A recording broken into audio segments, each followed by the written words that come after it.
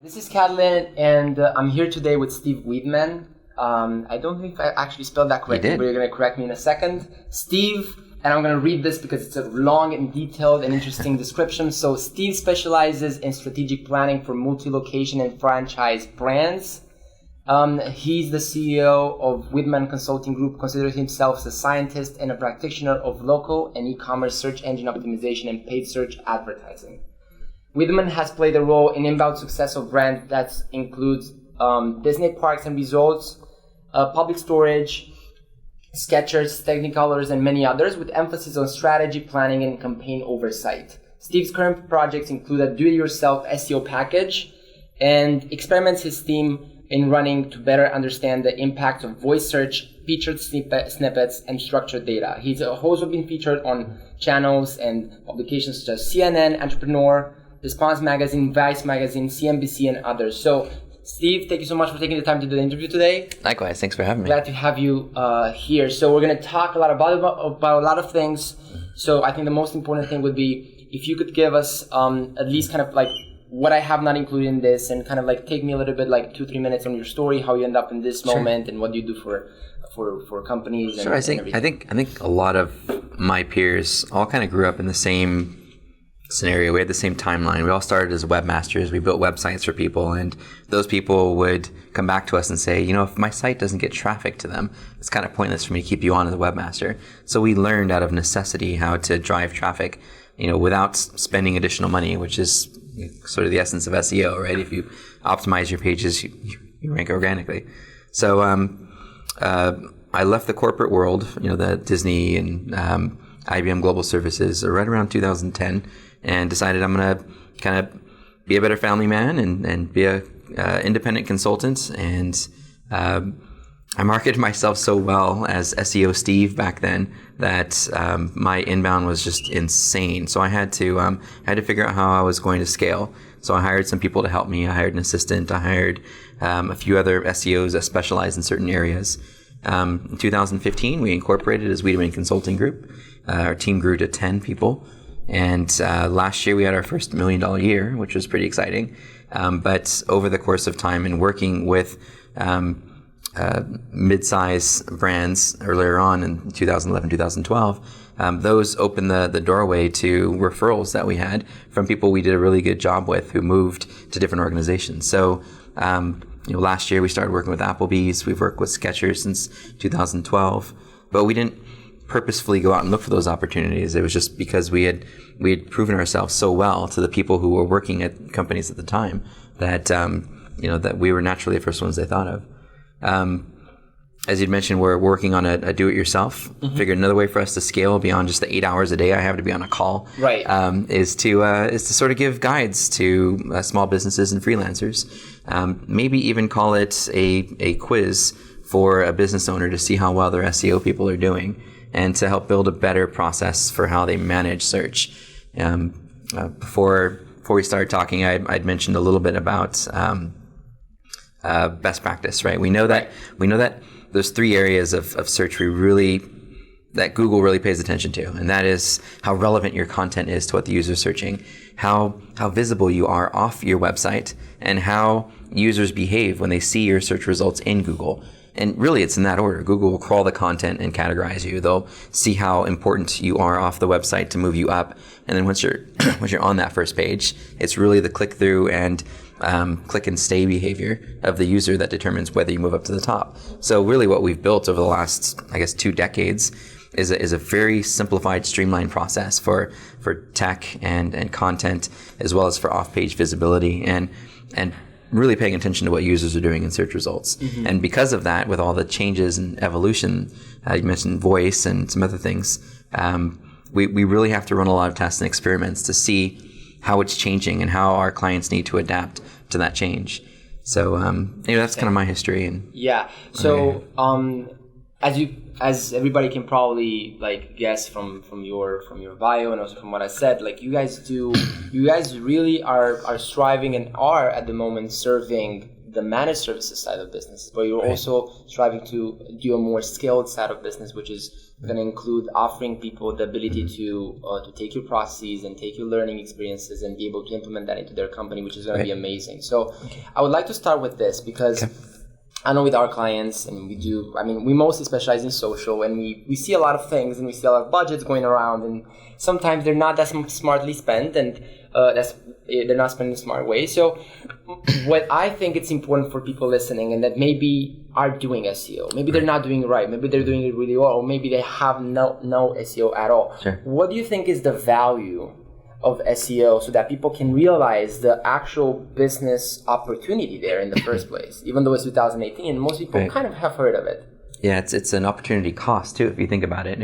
If we learn a year later that if we would have optimized earlier, we could have made an extra $1 million in revenue, would that have made the bottom line better for us, right? Right.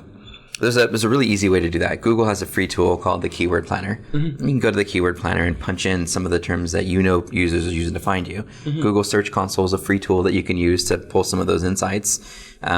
Obviously, you don't really care as much about your brand name. You should always show up for that anyway. But the next keyword down, maybe it's Rolex Yachtmaster. You sell Rolexes. So you look at that keyword and you punch it into Google Keyword Planner, and it says there's about 50,000 people a month searching for that search term. Well, that's Google. Google has about 70% market share. So you can take that 70% to figure out about how many people are actually searching for Rolex Yachtmaster. Then you say, well, if I can get to the top of the search results, and I know from some of the research that we've done, it's about a 14 to 18% click-through rate if you're number one. You think it'd be more. Everyone's like, if you're number one, you get all the traffic. It's actually between 14 and 18%. So if you're number one for that keyword and there's X number of searches per month, and you're able to do an estimate of how many visitors you get, and you know what your conversion rate is, or the way I do it is I set a goal. I say, let's set a goal of a 5% conversion rate. So we know how much traffic we can drive based on how many people are searching. We know based on our goal conversion rate how many sales we can get. Right. You multiply that times your average order value, and you get a pretty good feel of how much revenue you could drive just from that specific keyword.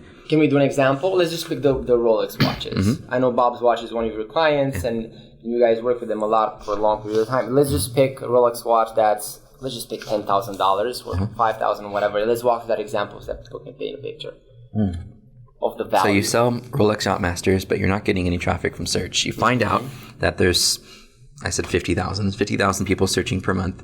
You do the math on that times, or divide by 0.7 to come up with how many people are actually searching. You take that number, like I said, and then you multiply it times we'll say 15% click-through rate, because we're going to write a really good title. Then you multiply that times the 5% conversion rate. Right. Well, for Rolexes, it's probably going to be around 2%. Right. Did I say that on camera? It's okay. So it's 2% if you're selling Rolexes, or less. And then you get an idea of actually how many orders you're going to get. And then you multiply that times your average order value, which is probably going to be, about $3,000 or $4,000? So just keep it that way. So and then, so this is organic SEO. This isn't pay-per-click. So once I get that top position and I've earned my way to the top, if my page stays the best, I'm going to keep getting that traffic for free every month. So if I invest $5,000 into building an amazing page for Rolex Yachtmaster, and I solve all the ways that people are looking for Rolex Yachtmaster with a video and some really good text, and I take the time to make the best design page out there for mobile users, tablet, TV users. I've just thought about every single user that hit that website. And I think about the array of keywords that they'll use, and you'll see those in that search console. Right. And if you can rank for those search terms, then using that forecast, you can actually come up with the dollar value of what you could be getting annually for the term Rolex Yachtmaster and its derivatives, which in that case could be somewhere in the millions of dollars. Yeah. With SKECHERS, there were a few categories that were really important to them. Walking shoes being one of them, memory foam being another one. And looking at how we optimize the content for those pages. One was kids' shoes. They have men's shoes or boys' shoes and girls' shoes, but they didn't have a kids' shoes page. But people search for kids' shoes. It's a little bit broader, doesn't convert as well, but it's still an important keyword with hundreds of thousands of searches a month. So based on a little bit of a lower conversion rate, we could basically build a forecast of how much revenue a new kids shoes page could drive for the business. And that makes it a no-brainer. And yeah, just use Google Keyword Planner, punch those search terms in there. And if you have a comment area, I can give you the equation again. And then you can come up with what type of estimate you can get. And even that is conservative because you're only talking about 1 or 2 keywords. But in the real world, there's actually going to be hundreds, if not thousands, of keywords that drive traffic to that page because people will use behavioral keywords like buy, purchase, order.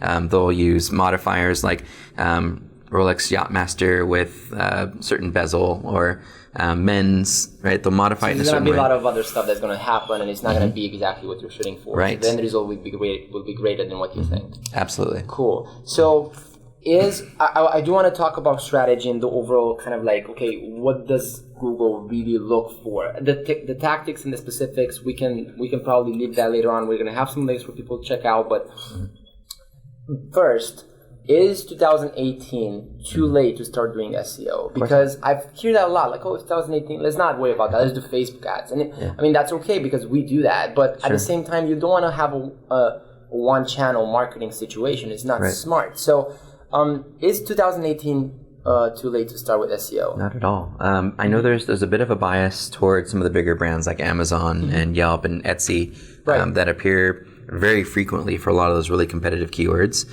But that's the short tail, right? The long tail of how you can be really descriptive in what you sell. There's unlimited opportunity to show up for search terms that you're not currently. I think that's the first perspective to have is that, I know the big brands are going to get more biased because Google has a long history of that Etsy URL sitting in their search results, serving a good search result, being clicked on often enough and people staying, that it's going to be really hard to move that listing down and displace them. But that doesn't mean there aren't other keyword modifiers that you could use to displace them, like the behavioral targeted. With Bob's Watches, we started with used and pre-owned. We modified Rolex Yachtmaster with used Rolex Yachtmaster. Which is exactly what they sell, actually. So they will not be able to sell a new one anyway. They do now, but they didn't back then. And it worked like a champ. We owned it for all the used and pre-owned, and we built enough trust and history with search engines that as we continue to evolve those pages, make them better, look at the other 10 pages that appear in Google, make our page better and better and better and better until it loaded faster, had more information on it, was more helpful, had more diverse media types like video and images. As we made those pages better, we started to remove some of the broader modified. And we stayed at the top of the search results for that page because that page had a history of serving a good result for those keywords. So even though we removed the keywords from the page, it still ranked for those used search terms. Right. So let's walk into that. What does Google look for?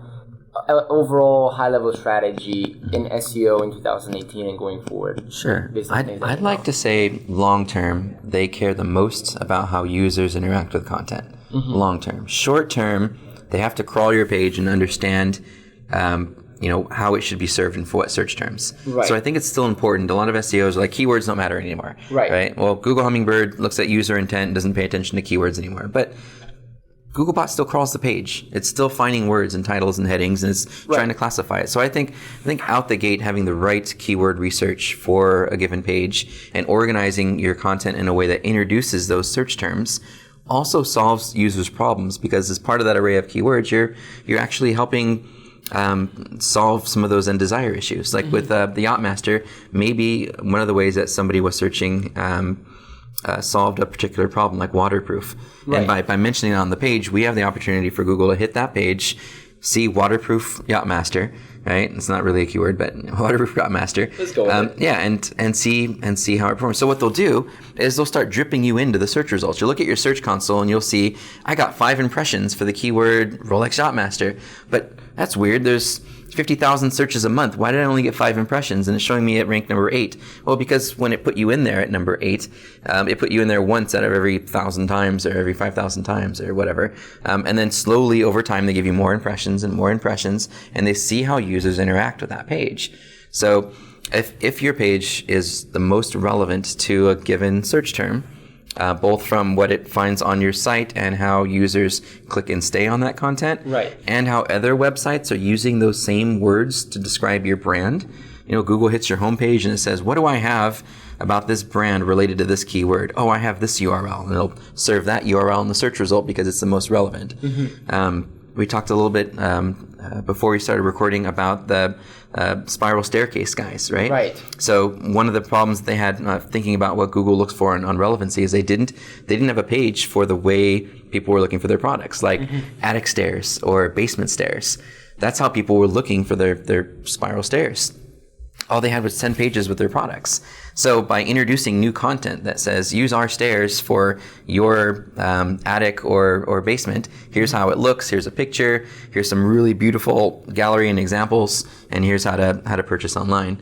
Now they're receiving incremental traffic from a search term that they completely neglected that solves what their users are looking for, which is a basement or So I think in introducing new content that solves these users' queries, I guess the big question is, well, how do you know what keywords to optimize for?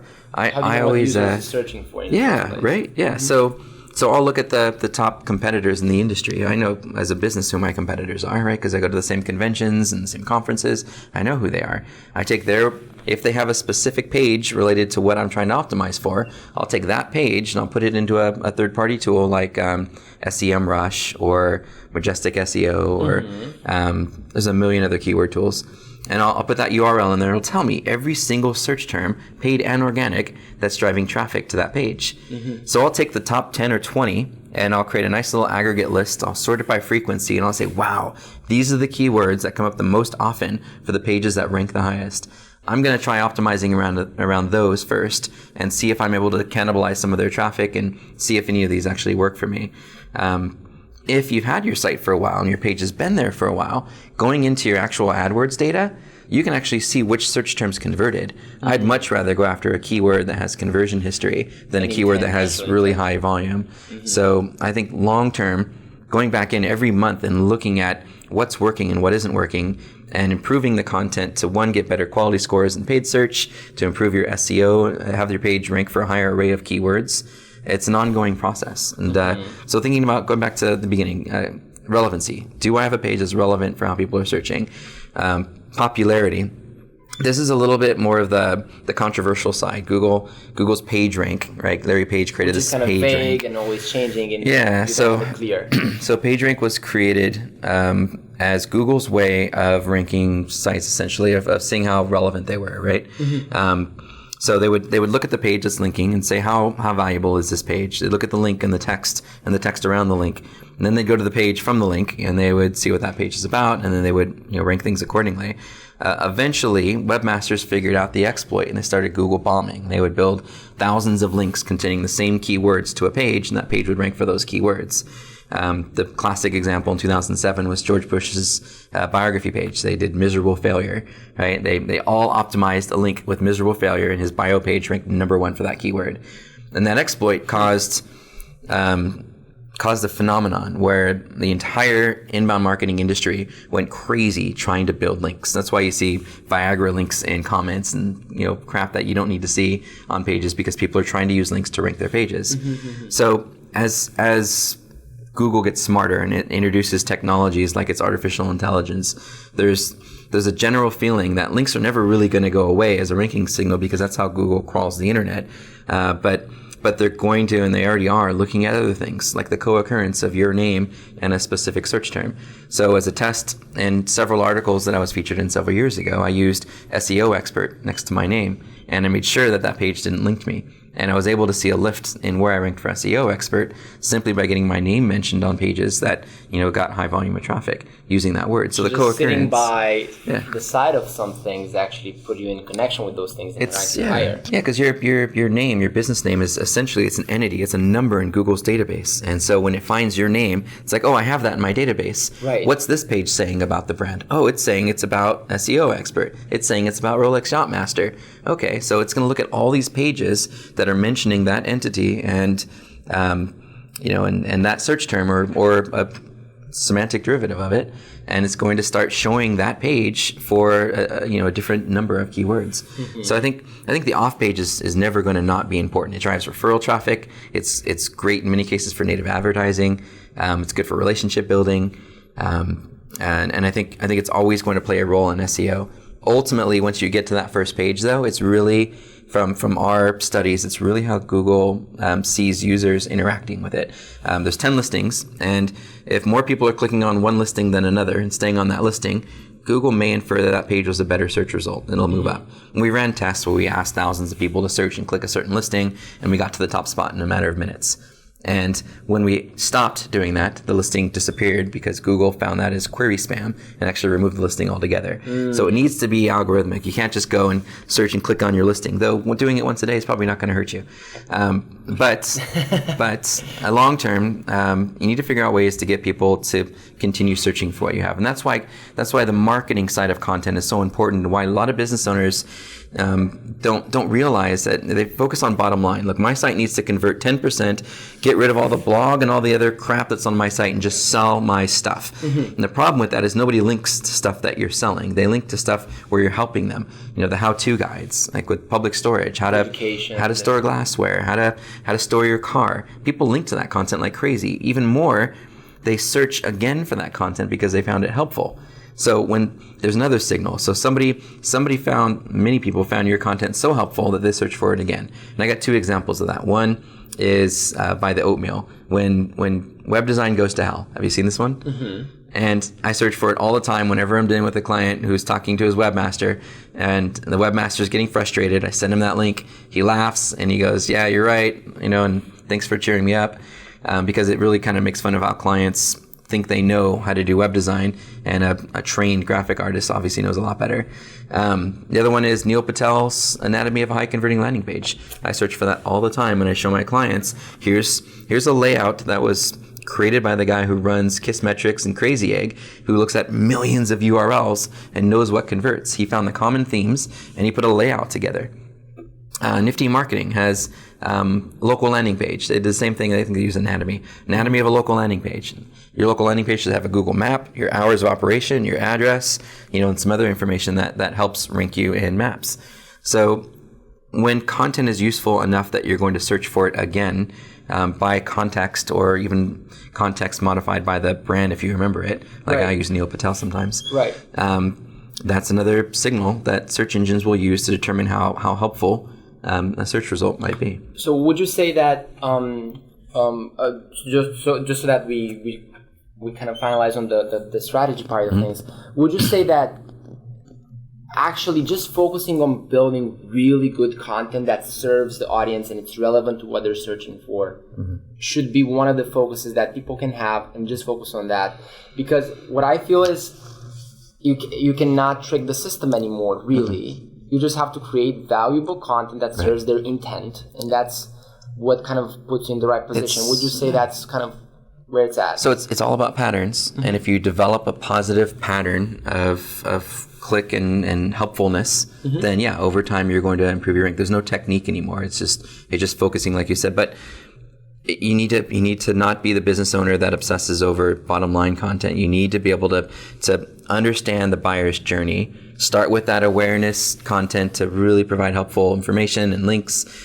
Share that content. Use ads to promote that content to get your remarketing kicking in. Then you need to think about that consideration phase. So many e-commerce sites drop the categories altogether, and the categories are perfect for broad search terms like kids' shoes we talked about.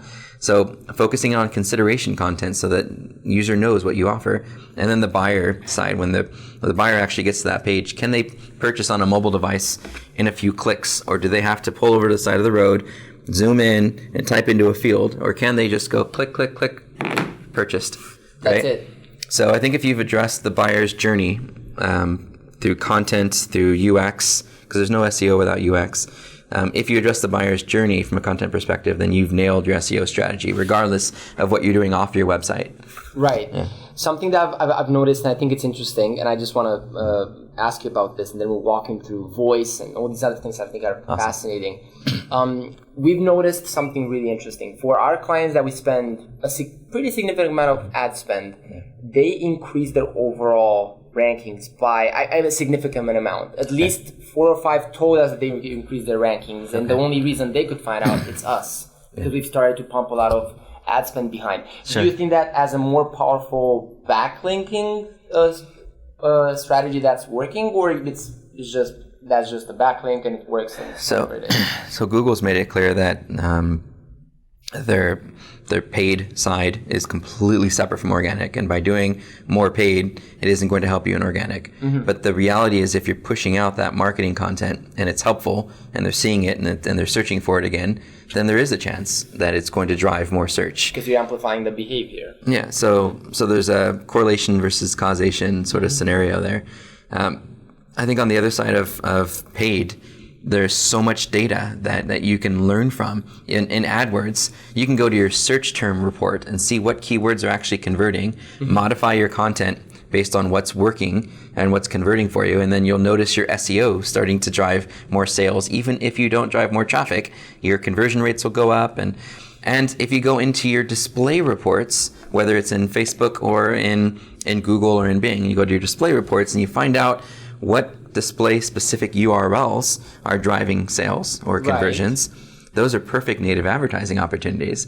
And I hate to cannibalize Google's ads, but if you go back to one of these bloggers who's sending a lot of good business to you, and you're like, hey, you're probably making $10-15 a month off this ad that you have on your sidebar. We looked at our data. It looks like your page is actually sending a little business our way. We'd like you to switch that ad for one of our ads. Now, it doesn't help your SEO, right? Short term, you get a dedicated ad on a page that sends converting traffic. And you can scale that. And if you build a good relationship with that site, because it's obviously relevant to you or they wouldn't be driving referrals, at some point, they might mention you in a blog post somewhere and you get your organic link because you built a relationship. So I think learning from the paid side of what you do in social and in search can play such a huge role in what you're doing in organic, and the data's all right there if you've been tracking it. You just have to take that information and say, okay, let's take this and let's spend some money and get these pages optimized. And the cool part about it is in AdWords, when you get that page optimized using keywords that convert, your cost per click starts to go down. Your quality score goes up from a 5 or 6 to an 8 or a 9, right? Your impression share goes to 100% because you're able to serve your ad more often for less. So there's so many benefits of taking the time to look at your search terms and your display URLs, your placement URLs, and use that as part of your SEO strategy. That's amazing. That's awesome. I love it. So on the social side, you probably know this as well, but there's updates happening every single, not day, let's not call it day, but stories, every single week. Snapchat. And, Instagram stories and all these algorithm changes and everything. On the SEO, I'm assuming on the SEO side and the strategy that you guys do as well, I'm assuming it's kind of the same play. So I really see a lot of big trends that are happening right now. Could you give me a brief? So let's just start with voice because I think that's a huge thing. It implies search. There's obviously a lot of statistics showing that there's a lot of search going on voice only. And like you said, your kids are only talking on voice. So that's interesting, right? They use their keyboard for emojis. Right. So that's interesting, right? Yeah, they talk to their phone, they talk to Alexa, they talk to Siri. And how old are your kids? So 11 and 12. So that's native behavior for them. That's natural. Yeah, and my youngest has an Apple Watch, and she's just constantly just on that thing. So right. So talk to me about that. Voice, what do you think implies in the overall trend? So from the statistics, we've been told that 50% of all searches will be hands-free, right? Will be voice searches by 2020. That's what they said, 50%. Yeah. So, and I believe it because I find myself even using a lot more. So there's two benefits right now of taking time to create that helpful content. The marketing side, the upper funnel, the awareness content.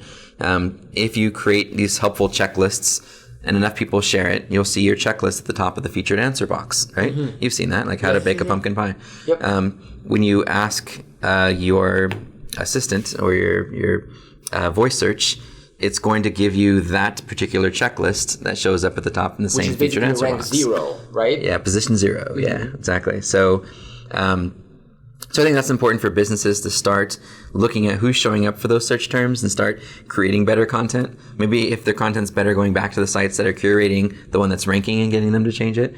I think another thing that with voice that businesses have to start paying attention to or thinking about is how is their website going to start responding, right? Right now, Google's displaying a search result based on on your voice search on Assistant on Google Home, it's not always working the way you want it to. It's going to say some things to you. Yet. Your phone is going to say some things to you, or it's going to pull up the search result and you have to pick up your phone and look at it. Right.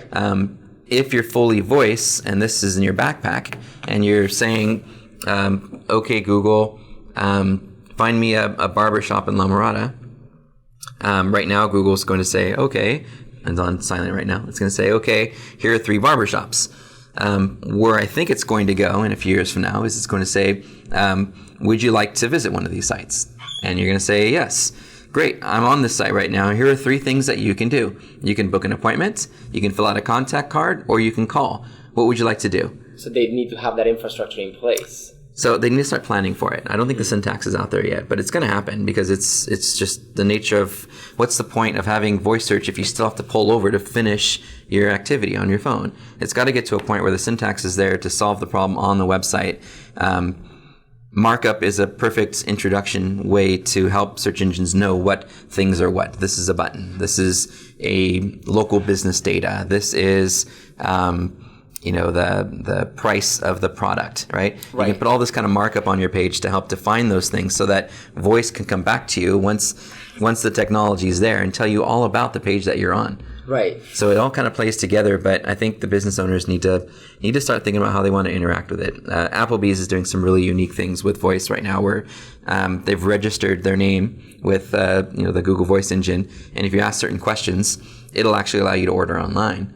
Ooh, that's really cool. And that technology is there, but it's all sort of registered through their platform as a custom thing. Every business should at least work with a developer to make sure their name is owned, so that when this tech really kicks in, somebody didn't go out and steal their name in the database. These are brand stuff to be owned. I understand. That's really interesting. And what do you think it's kind of if you think there's even broader a broader view of how the voice is gonna the behavior of voice is gonna impact the way we buy things and how that impacts the overall digital strategy of businesses. Sure. Like, what do you think about that? Sure. So yeah, I think it all plays together. Look at the Amazon grocery store up in Seattle, right? It's great. You've been there? Been there? No, I saw the video. People just walked in. I have them as well, but it looks amazing. Like, you just walk in. That's it. You walk in, and when you check out, it knows it's you, and it bills your Amazon account, and you're done.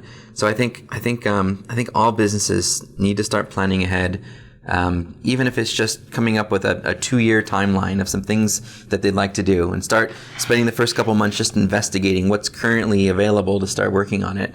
But to not do it is to let yourself be flanked by a competitor who is putting the time into it, because in 2 years from now, a lot of competitors have figured this stuff out, and they're going to just start displacing you on voice search, and you're going to lose 50% of your mobile traffic. Which is 50% of everything. It's a lot. Anything, it's a lot. Yeah. So I think that's, from a business perspective, they need to wrap their heads around it, and they need to come up with at least a short term, if not a long term plan. What do you think are a couple of things that business owners or people are working in companies it's like, okay, just look at what you can do here, and here, like a couple of action points that people could take? I think the easiest thing to start getting that position 0 at least, and start introducing their brand, is going to be using a tool like answerthepublic.com or Storybase, and finding questions that people ask.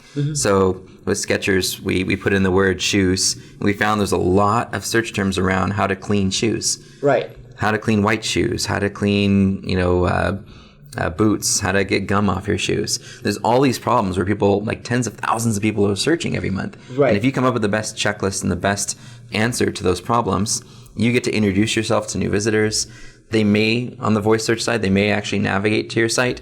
And when they do that, you've got your remarketing. So even if they weren't in the buying phase, we'll just say for a Meineke Car Care Center, there's an article that's how to jumpstart your car the right way. And at Coachella, they had like 35,000 people searching that day for how to jumpstart their car. 35,000 something people. like that. It was crazy. Wow. Yeah. So we got tons of traffic that day, and we looked at it because our remarketing pixel was on there. Now those people get served ads. I mean, how often do you need an oil change? Every 3 months? Sure. So now you've got the ability to remarket to the folks that hit the webpage and say, hey, thanks for checking out our car battery video, kind of, and by the way, here's a $5 off coupon for an oil change or something. So there's ways that you can you can leverage not just getting a visitor to the website to read an article and to get that position 0 and to build some links, but also to play into your remarketing, to play into that buyer's journey. Maybe even get them to opt in to a newsletter if it was helpful enough, which grows your reach, which means with each post you're getting, more traffic and more people. Of course. So it all kind of plays together. And just overall, they have to start investigating and see the implications, because every business is different, and they will just investigate and understanding what it is and how it's done and how it works will be able to start an open conversation. One a week. If you can do one a week, if you can pick those how-tos and just do one a week. With one of the sites that we did this on, 500,000 visits. They didn't even have a blog before, really. It was there, but nobody really went to it. 500,000 visits by solving problems. Wow. Another good example is a page on public storage, publicstorage.com/videos.aspx. I always show that as a reference so I know by heart. You go to this page and there's a lot of the how to store your car and how to store glassware. These are all attracting links. They're driving traffic. They're engaging. There's a video. Sense. It's fun. We got a DeLorean in one of them from like Back to the Future, and these really funny actors that really made that page fun. That's really cool. Yeah. Okay, so a couple of other things that I think are overall trends. Okay. And I'm just gonna have an ending question, but I think this was really fascinating. So. AR, VR, Internet of Things, and mobile. Yes. Let's talk a little bit about these and how do you see these first impacting the overall scope of businesses and digital, and then of course SEO and what you guys are doing. Right. Well, we were looking at an AR video before we started, and it was kind of funny because it was called hyper reality. Hyper reality, and it's basically how a normal person puts their glasses on and they can see ads and navigate sort of like Google Glass. And they can live their lives through AR without needing their phone. Yes. They can touch things and interact with things using the AR, and if they're at home and they don't want to use desktop anymore, they can put their VR on, hit a button, flip up their screen, and view everything they're viewing on their smart TV. Yeah. So I think assistant technology is awesome. Everybody's using it, but nobody really understands what's going on. They know that some of them are listening. Some people, we were just talking about how I have a Google phone, but I also have an Alexa at home, right? But challenges with Google Home, I've got Connect, right? Yeah, I've got Google smart home technology going. I can turn my lights off and I can do some cool things. It remembers my schedule, it learns my habits, but Alexa isn't, because I'm not at home. This is listening to me and interacting with me all day. But when I get home, Alexa doesn't know any of that. It doesn't know what time I got to work, what routes are better. It doesn't know anything as a personal assistant of what I need. And the assistant technologies, the Cortana and the Siri and Google aren't playing together. They aren't talking to each other. And I think there needs to be some standardization so that users can opt in to allow those devices to talk to each other, so that we can have a real virtual assistant experience. The fact that it hasn't evolved in 6 months, and I've asked the same question to Google Home and asked the same question on the same Google account on my phone and gotten the answer I wanted on my phone and not on home, to me tells me that they're not taking action yet. They're just listening and watching and just really frustrating people. I think if the actual artificial intelligence engine is turned on and it starts returning results based on your search patterns, right, then it's going to be a lot more helpful. When we did the study, when we brought 30 people in to do a laptop search and 30 people in to do a Google Assistant. Here in the office. Yes. Oh, that's fun. 5 males and 5 female from each age group. So we had every demographic, because somebody told me a study without demographics is pointless, right? So we did it, and at the end of the study, we learned the most important thing that we learned was that assistant technology sucks. It half the time never gives you what you want. Okay, Google, find me a nice restaurant in Brea, right? And here, Google's going to come up with a map and show me some cool things that are helpful. Google Assistant, if it doesn't understand, is going to say, I'm sorry, I can't help with that. Yet, on my phone, it's going to perform a Google search and give me some information. So, I think that was the one learning, is that they're not... It doesn't seem like the artificial intelligence engines are turned on. I think they're listening, but they're not really doing anything with it yet.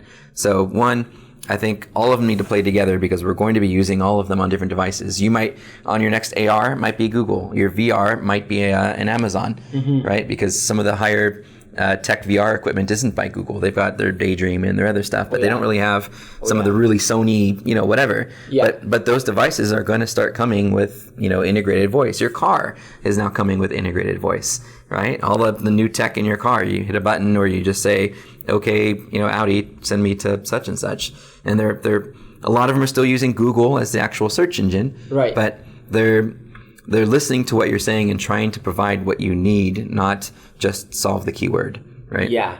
So do you think, just curious, because it makes so much sense, is like, why would you have 7 different people you're talking to and not have a person that knows all the things, right? Have a collective memory of the history and everything else and can adjust. Do you think that's happening because they're competitive with each other, or is it just that they're not taking it seriously enough to be able to open their APIs and connect with each other and offer people that ability? I think they're being very myopic. They want to own the market. And so their solution to it is, look, if you don't want to use Alexa at work, we'll come up with an Alexa phone, right? Or something, right? They're trying to own the market space instead of playing together with other technologies. Because at the end of the day, if you're not playing together, it's not useful. And if it's not useful, we're not going to use it. So it defeats the purpose. Interesting idea. Yeah. Cool. So one last thing. We did talk about mobile a little bit too. Yes. So we talked about AR, we talked about VR. These things are great. And I think, in my opinion, let me know your thoughts. The technology is amazing. It's still quite expensive. Like the AR and VR technology, I know we're experimenting with some stuff as well. It's quite expensive. Like there's some Microsoft technologies like $7,000 or $5,000. It's expensive for the average person to get, right? Sure. And it's huge. It's like whatever, but it works. So at the same time, there's a lot of what it's called, the glasses, the Google Glass. No, Facebook just bought a company that allows you to do virtual reality. Okay. I don't know what they're called, but they're pretty popular. In any case, so the technology is not ready yet, but they're going to get cheaper and cheaper and cheaper. Okay. What do you think about Internet of Things, mobile, and other things like that will impact?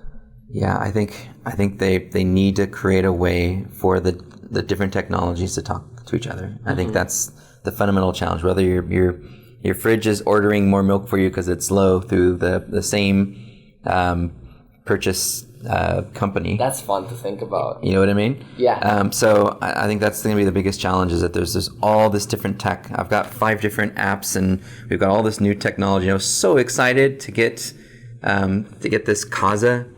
And what is it? It's this app that allows me to use this device that I plug anything into and I can turn on or off from anywhere. So I can turn on my kid's Christmas tree, which she still has in her room right now. She's a big Christmas fan. That's pretty fancy. So yeah, her tree just turned on right now. She's probably freaking out.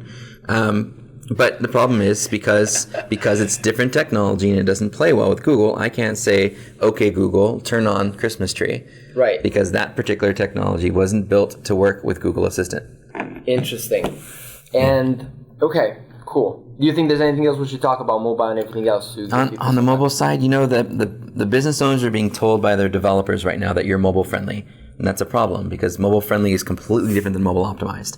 Optimizing your site for mobile means creating a mobile user experience that allows people to interact with your website and purchase in a matter of seconds. Right. You go to your phone through that whole buyer purchase, and within a few minutes, you tapped, you purchased, you put your phone down, no typing required, and you're done.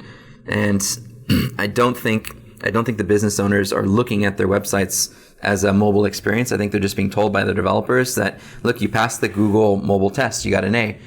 But you look at the website and it's just the aesthetics are wrong, the tap targets are really small, you've got to click little links, you've got to zoom in still. So I think with Google's announcement a couple weeks ago that they're going to start penalizing websites in July that don't perform fast enough on mobile, right, that should be a clue that something big is happening with Google, where they're going to be switching their desktop and other search results to their mobile search results, where a majority of searches happen. So when that happens, and whether it's in July when they do this page speed penalty, or later in the year, it's going to happen. So I think a business owner just needs to make sure that they're scoring really well. Talk to a usability expert. Talk to somebody who knows conversion well. Look at your conversion rate on mobile compared to desktop. And if it's not doing as well or better, then there's a problem. 10 years ago, it would have been different. Mobile never converted for anything because people didn't purchase on mobile. Right. Now, 60 to 80% of your traffic's on mobile. So people are purchasing, and you have to care about it. And you blink your eyes and 5 years goes by. 5 years is gone. It's over. The mobile not converting is done. You need to now go back into that data and care about it. And until they do, they're just going to continue to lose traffic. I love it. Yeah. And something that I think is interesting, the way we kind of look at things. For example, we see a lot of behavior that people come in from mobile and then they purchase later from desktop. Attribution. Yeah. And that could mean a lot of things, obviously. But one of my explanation is, if they come through mobile and they come with an intent in the actual buying phase, right? Because they could come in like a really early stage of the funnel, which is okay, right? You retarget them later on. But if they come through mobile and then they buy through a desktop because they did that, they wanted to I'm gonna get back on desktop. That means there's a problem there, right? People cannot really buy through your mobile experience. So that's how from our data, that's the best example of there's a problem here, right? Of course, there's a lot of things to take in consideration. A lot of tests that you could run to see what works. Do you think that's accurate? It's accurate view of looking at it, because there's still a lot of purchase behavior on desktop that's happening, right?